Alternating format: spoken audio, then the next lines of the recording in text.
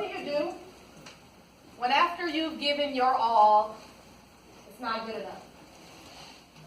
What happens when you've done your absolute best and your efforts still don't suffice?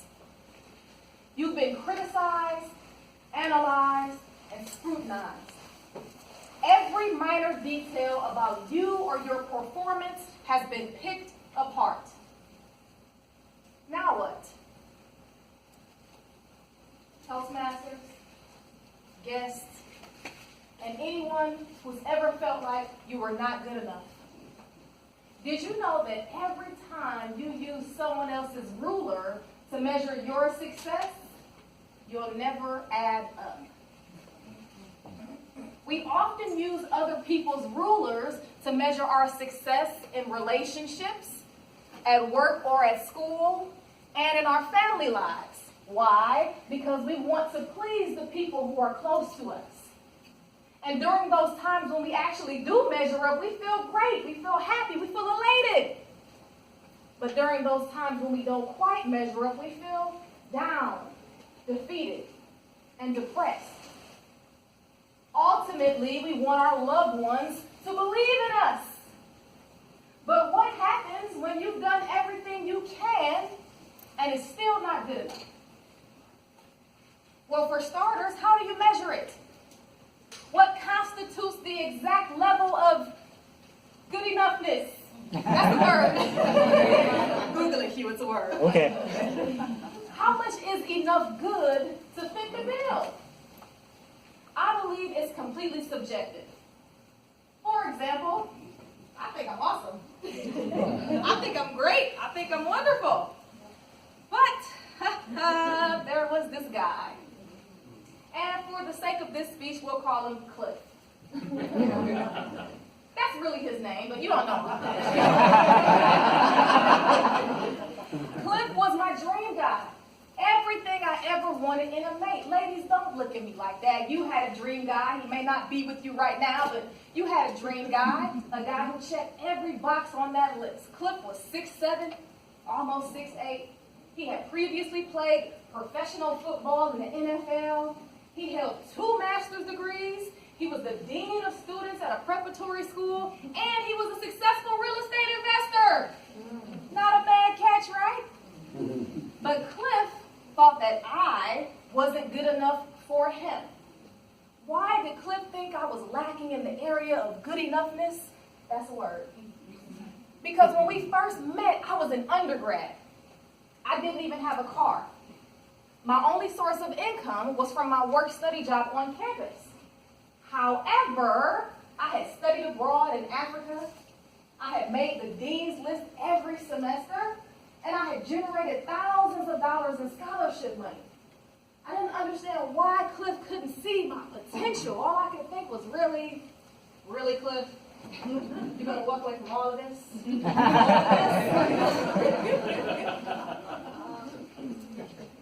Can you think of a time when you didn't meet someone else's expectations? How did it make you feel? Did you start to doubt yourself or second guess where you should be in life? Ladies and gentlemen, each and every time we use other people's rulers to measure our value, will never be enough. We must not encapsulate our greatness because we have an unlimited supply. It's because of who we are that certifies us. It's not about what we have. And it's not about what we own, but it's those intangible things, our gifts, our talents, our skills that make us special, amazing, and unique. And once you know full well what those things are that make you special and unique, the opinions of others will no longer take away from your self-value. Once you embrace the beauty and strength that lies within you, what other people think of you is none of your business. For example, when your boss tells you that presentation you gave was horrible, it was trash, worst he'd ever seen, you won't take it personal. When your coworkers tell you that your new idea or policy isn't useful, you won't feel inadequate. When someone tells you you won't make a good spouse simply because you don't hold a certain degree or make a certain amount of money, you'll laugh. Ha! Because you know that he or she is walking away from all of that good enoughness. I challenge you all to start tapping into your unlimited supply. That's my challenge to you. We all have greatness that lies within us, but we have to start tapping into it. And once you do that, no matter what anyone says about you, your family, your friends, your fellow Toastmasters, your cliff, you can break away from those expectations because you know that just by being exactly who you are, you've always been more than good enough. Thank you.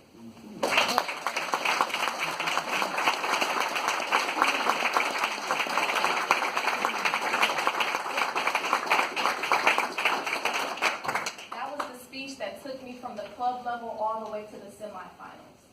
On your way to the World Championship stage, there are several levels that you have to become victorious at before you can ascend to that level. You have to win at the club level, the area level, the division level, the district level, the semifinals, and then you go on to the World Championship stage. So there were levels. 30,000 people, over 30,000 people every year compete for this. So it's not some small feat. And I want to leave this with you today as well, because I go some places and they say I'm bragging. And they say, oh, why does everything have to be about your accomplishments? Stop sitting on your accomplishments. Stop being ashamed of the things that you've done, especially if you worked hard for it. Now, I'm not going to be at the grocery store at Publix and say, hey, cashier, I'm the world champion. You're scaring world championship bread right now. I'm not going to do that, but if you ask me where I've been, I'm going to tell you.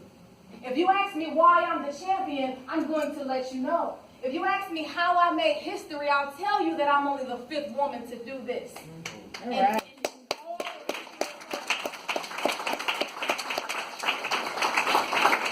The organization started in 1924. The competition, the International Speech Contest, started in 1938. Ladies, we couldn't even compete until 1973.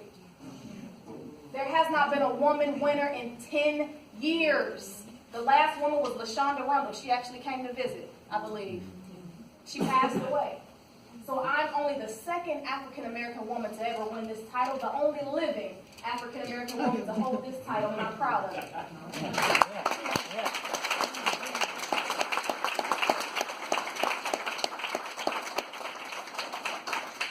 And just because people ask me to do the still standing speech, I will do that next. I don't think it's going to have the same effect, but I will do it because people enjoy it. And if you know the parts, feel free to say it with me. I'll stop. Hey, oh, beautiful. We're going to start like this? Yeah. All right. I'll take this off. This is my abaya. This is from Saudi Arabia. They made it just for me.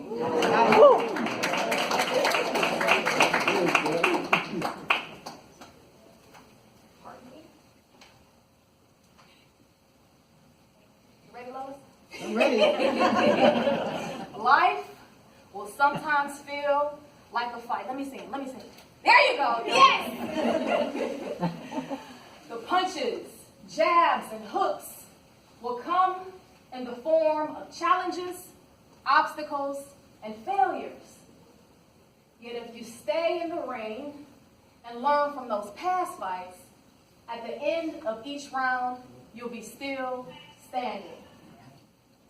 Toastmaster Hugh, thank you so very much for inviting me. Fellow fighters, can you think of a time when life knocked you down? Who was your toughest opponent? Most often, our most challenging opponent is ourselves. Round 1, college. I dropped out of college, not 1, not 2, not 3, but 4 times. Oh my goodness. I know, right? I told myself that college wasn't for me and I would never go back. Round 2, marriage. I married my soulmate, my best friend, the love of my life. He was fine too, no, it wasn't Cliff. Cliff missed out on all of this. We were married for 8 long, beautiful, amazing months. This is fun. It was as though after we said I do, the heavyweight champion came in and delivered an electrifying, devastating blow to our vows. Boom! Divorced. Round 3, speaking.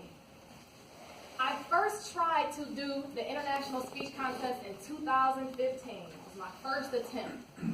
I won at the club level. I won at the area level. I won at the division level. Then the district level was on the way. I was on the roll. I was on fire. I lost. Oh.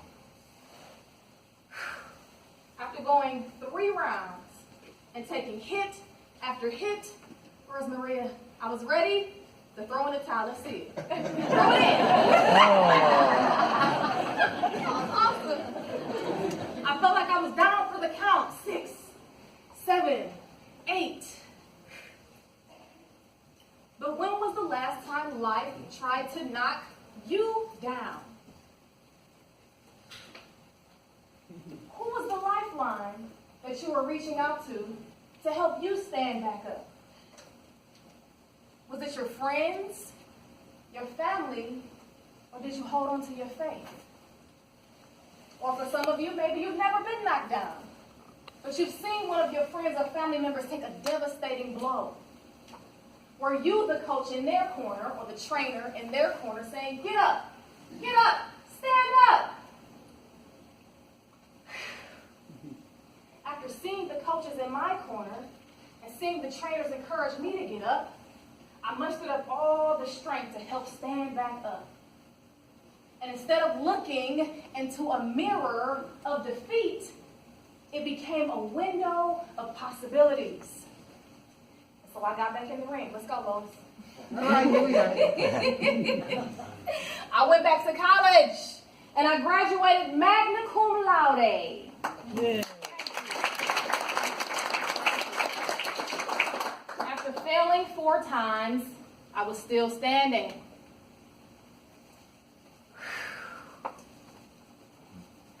After my loss in 2015 at the district level, I am now the world champion of public speaking. Even